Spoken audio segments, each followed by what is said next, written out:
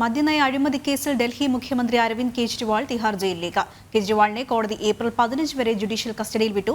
കെജ്രിവാൾ ചോദ്യം ചെയ്യലിനോട് സഹകരിക്കുന്നില്ലെന്നും വീണ്ടും ചോദ്യം ചെയ്യേണ്ടി വരുമെന്നും ഇഡി കോടതിയെ അറിയിച്ചു. ഇഡിയുടെ കസ്റ്റഡി കാലാവധി അവസാനിച്ചതിനെ തുടർന്നാണ് ഡൽഹി മുഖ്യമന്ത്രി അരവിന്ദ് കെജ്രിവാളിനെ ഇന്ന് റോസ് അവന്യൂ കോടതിയിൽ ഹാജരാക്കിയത്. കെജ്രിവാളിനെ ജുഡീഷ്യൽ കസ്റ്റഡിയിൽ റിമാൻഡ് ചെയ്യണമെന്നും വീണ്ടും ചോദ്യം ചെയ്യണമെങ്കിൽ കസ്റ്റഡി അപേക്ഷ നൽകാമെന്നും ഇഡി കോടതിയെ അറിയിച്ചു. തുടർന്ന് ഏപ്രിൽ 15 വരെ കെജ്രിവാളിനെ കോടതി ജുഡീഷ്യൽ കസ്റ്റഡിയിൽ വിട്ടു. ജയിലിൽ മഹാഭാരതവും രാമായണവും ഉൾപ്പെടെയുള്ള പുസ്തകങ്ങളും മരുന്നുകളും എത്തിക്കാൻ അനുവാദം നൽകണമെന്ന് കെജ്രിവാളിന്റെ അഭിഭാഷകൻ കോടതിയോട് ആവശ്യപ്പെട്ടിട്ടുണ്ട്. മദ്യനയ അഴിമതി കേസിൽ ഇതിനോടകം അറസ്റ്റിലായിട്ടുള്ള ഡൽഹി ഉപമുഖ്യമന്ത്രി മനീഷ് സിസോദിയ, BRS നേതാവ് കവിത തുടങ്ങിയവർ ജുഡീഷ്യൽ കസ്റ്റഡിയിൽ ജയിലിൽ കഴിയുകയാണ്.